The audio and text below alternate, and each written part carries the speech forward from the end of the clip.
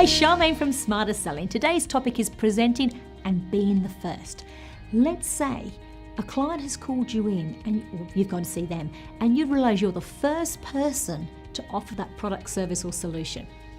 There's something magic that happens when you're the first person because you have the opportunity to be seen as the leader.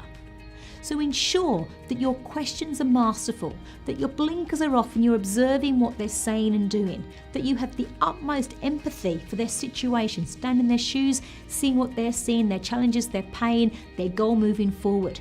And you might even be leading them with the types of questions they should be asking you and other people. You've got this opportunity to be so way ahead that by the time they see anybody else, which they may not even do, they'll be in your shadow. That's the difference between you being in first and somebody else being in first. If you found this useful, then do share it with a colleague. If you've got a comment to make about you being in first and winning the business, then do so below.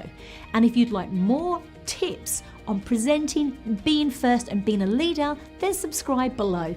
I'm Charmaine from Smarter Selling. Until next time.